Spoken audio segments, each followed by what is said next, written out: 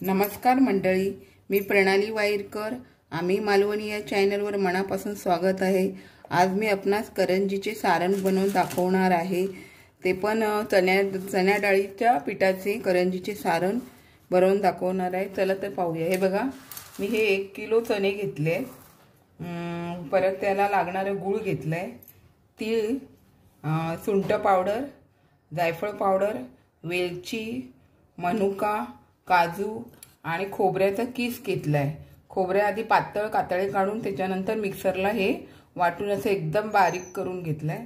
आता हे आपल्याला चणे आहेत ना, ते व्यवस्थित भाजून थंड झाल्यावर मिक्सरवरती भरडून घ्यायचे. गावी कसं जात्यावरती भरडतात. आता आपण हे व्यवस्थित भाजून मिक्सरवरती भरडून घेऊया. नंतर ते आसडून त्याचं पीठ तयार करून मग हे नंतर सारण तयार करून घेऊ.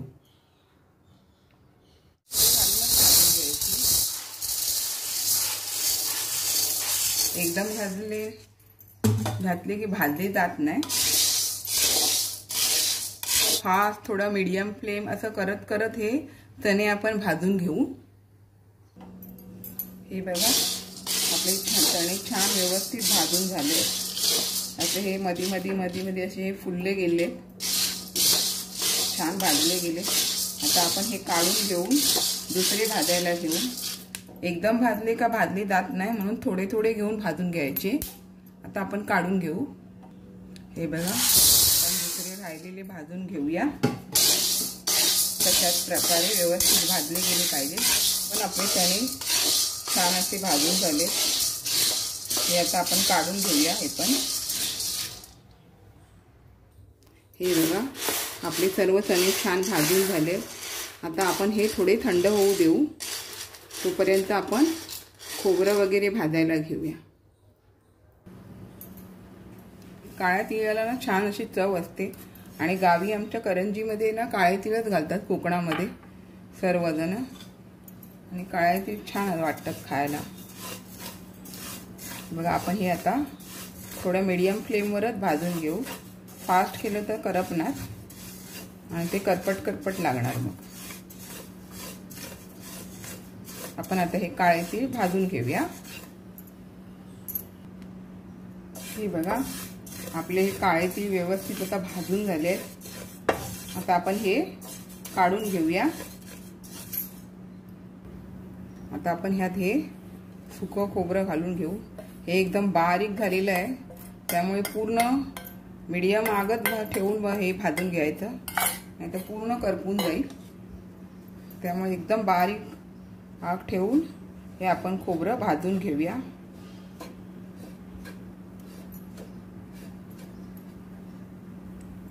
हे बघा, अशा तऱ्हेने ना हे खोबरं असं लाल करत राहायचं.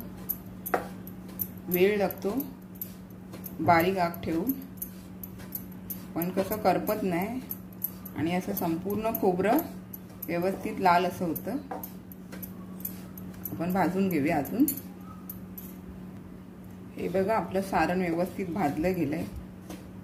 हे भाजलं ना व्यवस्थित काय आपलं सारण जास्त काळ पण टिकतं.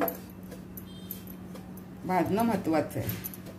आता आपण हे काढून घेऊया. आता आपण हे काजूचा चुरा आहे तो थोडासा असा परतवून घेऊया. हे बघा, आपला काजू भाजून झालाय. आपण आता हे काढून घेऊया. हे बघा, छान असे आपले आता चणे थंड होऊन राहिले. आता आपण हे ना मिक्सरला भरडून घेऊया. हे बघा, आपलं हे भरडून झालंय. थोडे असे चणे राहतातच, त्याला काय होत नाही, छान होतं तरी सारण. आपण आता हे आसडून घेऊया.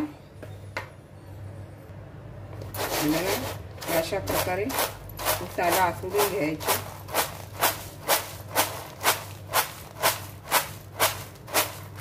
आणि असे थोडे चणे आलेले आहेत ना, ते परत आपण मिक्सरमधून फिरून घेऊया. असं करायचं वारंवार. मग हे असंच करत राहायचं. हे बघा, अशा प्रकारे आपले सर्व डाळ अशी व्यवस्थित हे होणार. आता आपण हे सगळं करून घेऊया.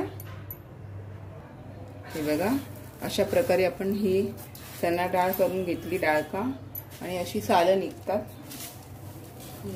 आता आपण ही डाळ पण आहे ना भाजून घेऊया थोडीशी, जास्त नाही, आधीच भाजलेली आहे, थोडीशी फक्त भाजून घेऊया। हे बघा, आता अशा प्रकारे आपण ही जी चण्याची डाळका केली आहे ती भाजून घेऊया। थोडा वेळ, जास्त नाही भाजायची, फक्त थोडा वेळ आता भाजून घेऊया।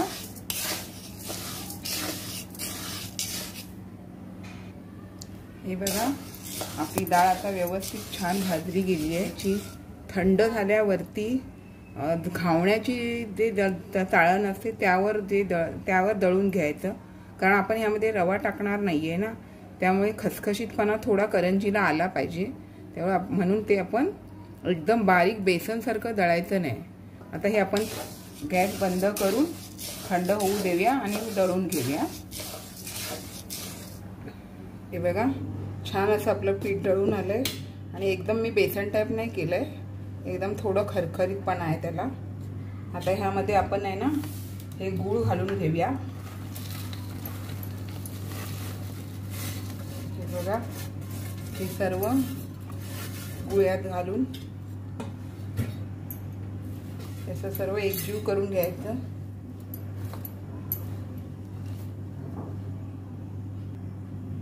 हे बघा, आपण गूळ यामध्ये सर्व एकजीव करून घेतलाय, पण हे असं बारीक होत नाही जास्त, त्यामुळे ना आपण मिक्सरच्या भांड्यात घेऊन हे व्यवस्थित असं बारीक करून घ्यायचं।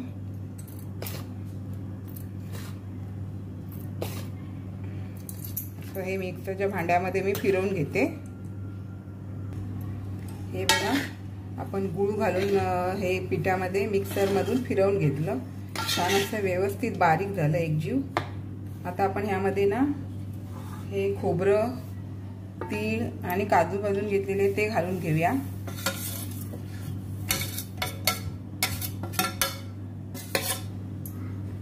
हे बघा, मी 2 चमचे सुंठ पावडर घेतली आहे ती घालून घेते। हे बघा,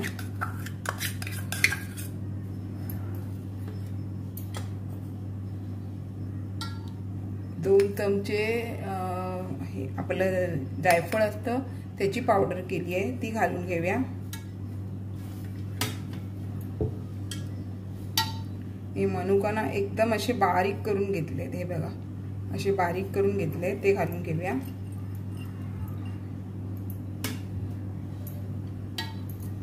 आणि ही मी 3 चमचे वेलची पावडर घेतली ती घालून घेऊया आणि व्यवस्थित असं हे मिश्रण एकजीव करून घेऊया। हे बघा, 1 किलो चणे होते आपले, त्याची डाळ फक्त आपल्याला 920 ग्रॅम आली, बाकी ते सगळं ते सालपट निघाली। सर्व हे आपण आता एकजीव करून घेऊ। हे बघा, छान असे आपले हे करंजीचं सारण तयार झालंय। तीळ काळे तीळ घातल्यामुळे पण किती छान वाटतं, जायफळ पावडर, सुंठ पावडर, वेलची पावडर घातल्यामुळे आणखीन सुगंध छान असा येतोय। हे बघा, छान असे आपले सारण तयार झाले आहे, करंजीस लागणारे पुरणाचे सारण। हे बघा, अशा तऱ्हेने पुरणाच्या करंजीस लागणारी पुरण आपली तयार झाली आहे। अशा छान छान रेसिपी इतर व्हिडिओ सहित भेटत राहू, त्यासाठी आपण माझ्या चॅनलला लाईक, शेअर, सबस्क्राईब करायला विसरू नका। चला, इथेच थांबते, पुढे भेटत राहू।